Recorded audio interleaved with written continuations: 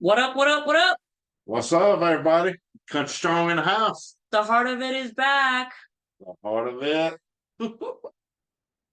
Yeah, I know she said that people can't see, but there is people that's watching us.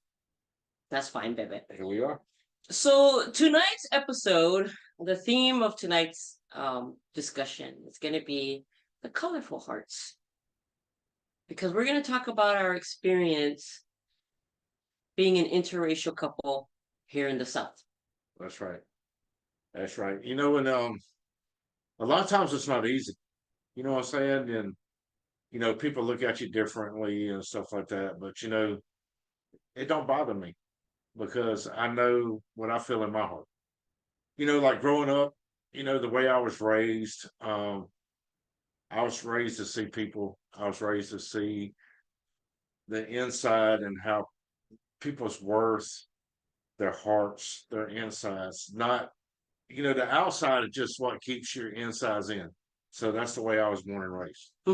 So, growing up, I had a lot of friends and that was diverse.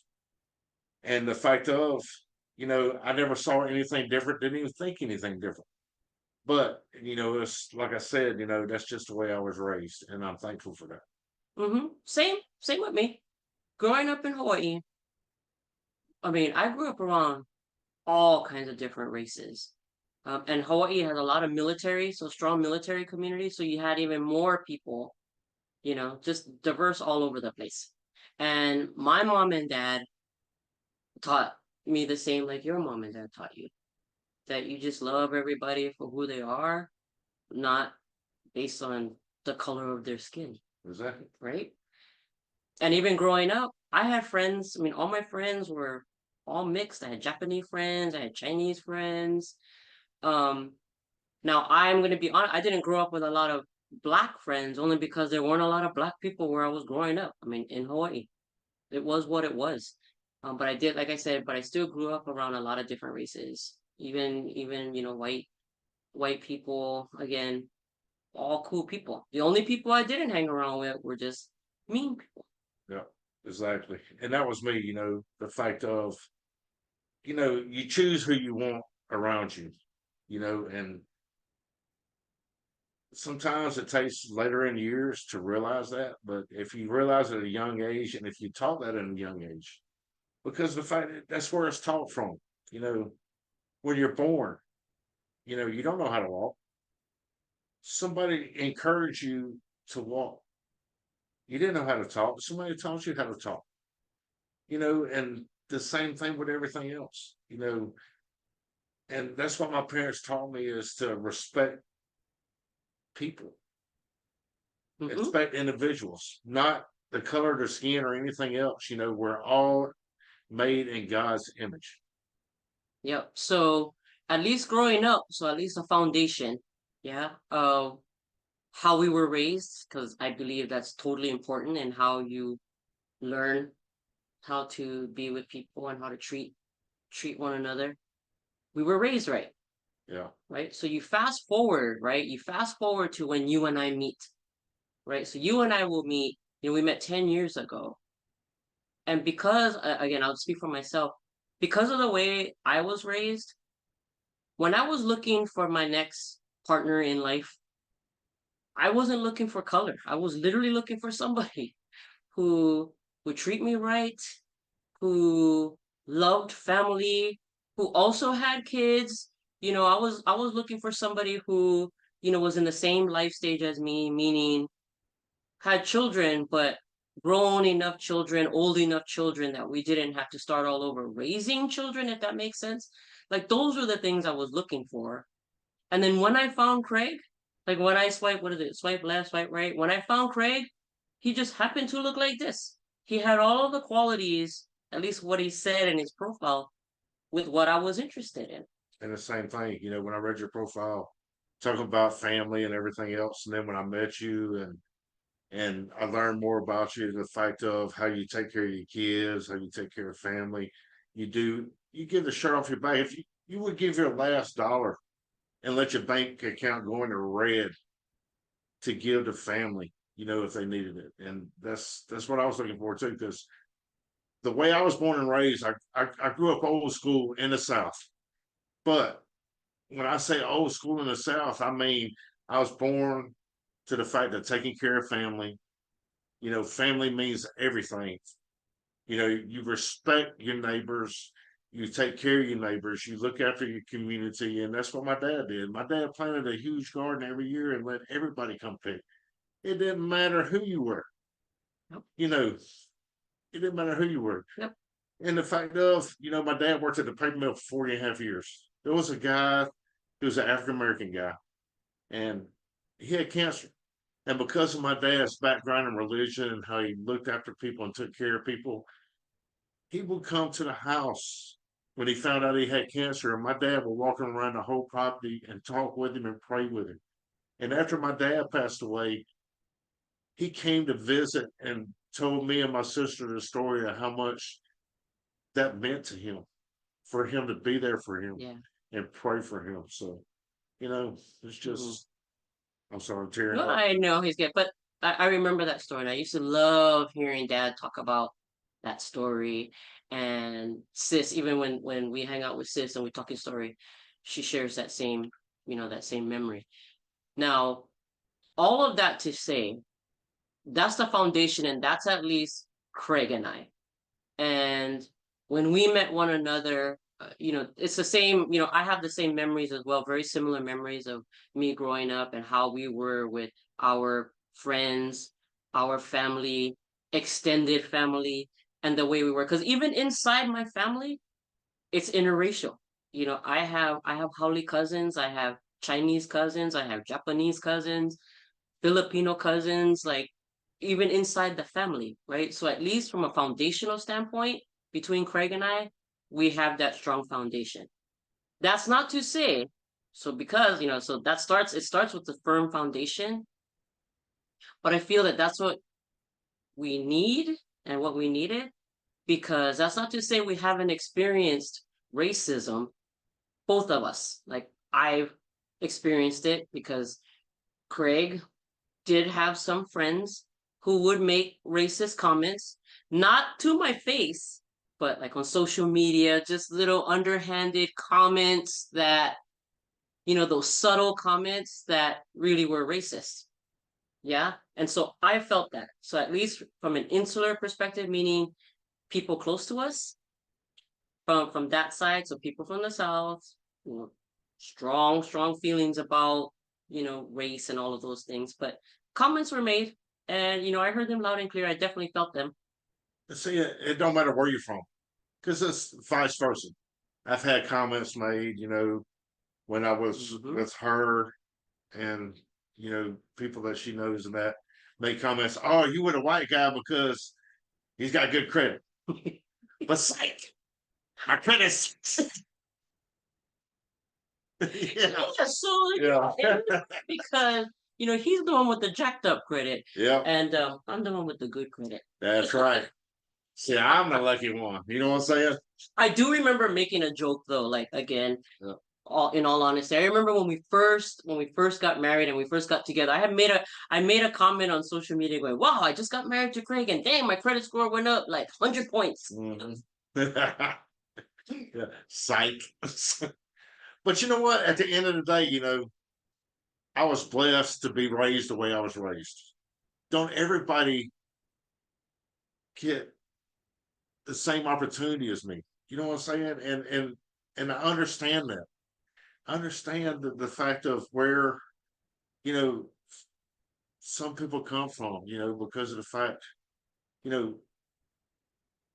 But I don't hold anything against anybody, and I just love everybody. And I just hated the fact of I wish everybody had the same opportunity I had growing up. The fact of a loving mom and dad that taught me, Hmm.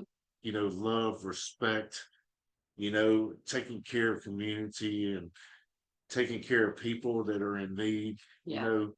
A lot of people don't have that opportunity, and it breaks my heart, and so hopefully one day, with our foundation that we can change that. So So you bring up something interesting. You talk about leading with love, like caring, to to come from a good place like that. And Hawaiians, we say the same thing, right? Lead with aloha. And so even when both of us are faced with, these racist comments or just racist actions, for example, when we go to a restaurant and I make the reservation, or I'm walking up to the hostess desk and I say, oh, reservation for two. Okay, last night, oh, Hart. Okay, and then Craig's literally standing right next to me, and then they'll look at him going, okay, and how can I help you? And it's like, no, he's the number two in the reservation. I'm Like, the we're better together. half. I'm the better half of this reservation. Perhaps I can get the reservation. Just kidding. Yeah. That because of that, because we choose to lead with aloha, to lead with love. It's like I'm not gonna get mad. So for example, I'm not gonna excuse me and have attitude. It's like, oh, Yeah. no, they just don't know. But you know what they will know is yes, we are together. And because we come from a place of love, we come from a place of understanding Yeah. and being better. So you hear it a lot, right? Especially in social media, be better, be better. We choose to be better. And even when we don't know, so even when I first got upset about the racist comments that I heard from Craig's friends, I didn't get pissed off and emotional. I just went straight to Craig and said, so here's the deal. Here's what's happened. Here's what happened. Here's the situation. Here's what was said, and here's how it made me feel. And it was the same when he said, oh yeah, well, you know, a trip we made home to Hawaii, certain people said certain things, and he felt some kind of way about it. And again, because we choose to come from a place of aloha, from a place of love and caring and just trying to understand and to be better, okay, they just don't know. But now that you do know, this is how we're gonna, this is how we'll either pay it forward or, you know, yeah. Exactly, man. Because at the end of the day, I can't speak for everybody, but for me, I have love and kindness for everyone. And if it don't matter who you are walking down the street, I want to speak. And if you don't want to speak, that's fine. But I'm at least gonna say, hey, how you doing? Because you don't know what that means to somebody. If somebody's having a bad day, it don't matter what race, what color, it don't matter what diversity they're from or whatever. Just speak. And I feel like our life experience from growing up to the in-between years, a few years ago, and then leading up to now, for me, all of my children are all mixed. They in turn have children who are also mixed. So even when we all go somewhere together or we gather and we're all together, people look at us and some might know like, okay, they might be related or they might not be. And this is way before Craig ever came into the picture. But even when I'm with my own children and with my grandchildren, people, are pleasantly surprised. So at least I can say pleasantly surprised that we're all related and like blood related, closely related. These are my daughters. These are my grandchildren. So that by the time, again, life experience, right? So when you live life like this, you already pretty much know how to deal with the reaction from other people, positive and negative. You know how to deal with them. And I love that even my children and even my grandbabies, they're learning that. Like I would hope years from now when they're my age, they'll say what I'm saying, like about my parents and how I was raised. Yeah. Yeah. Yeah. And who can blame them at the restaurants now when we go places?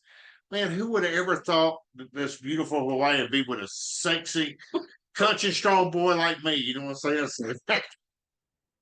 So, yeah. Oh yeah, Whitney, squirrel, Whitney. I was hoping he would forget that squirrel thing was over there No, and not be distracted by it. But clearly, that's part of the joke. man, that ain't no joke. That's signature right there. That's signature right there. Oh yeah, that's from my dad. So Yeah.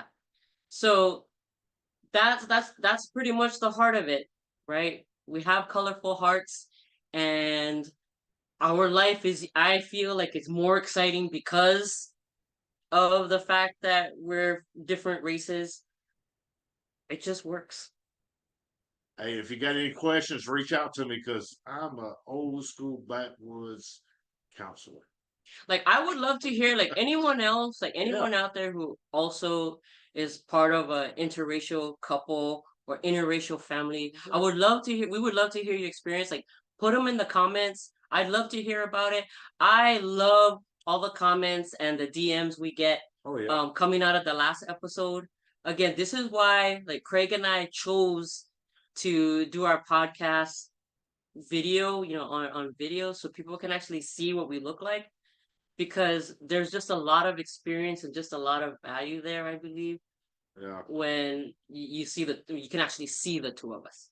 Man, we ain't even dug in yet, man. We got so much stuff that we've been through in life that, that we want to bring out in this podcast and hopefully help somebody down the road. So if you got anything that's on your mind, anything that you want us to talk about or anything you want to share, hey, we're here. We're here. Yep, but This again, is, put it in the comments. Put yep. put your thoughts in the comments. If you think this doesn't make any sense, put it in the comments, man. Nothing's gonna hurt our feelings. Like trust. I might cry one real tear, but yeah, go ahead and throw it in there. Yep. So that's it. Yep. So, thank you for joining us and tuning in. We appreciate the like, subscribe. Like I said, feel free to put your thoughts in the comments. And with that, we're gonna sign off for episode 2 of the Colorful Hearts on this episode of At the Heart of It. Because at the heart of it, we leave with aloha, yeah? Yep. HART. All right. Peace. Bye.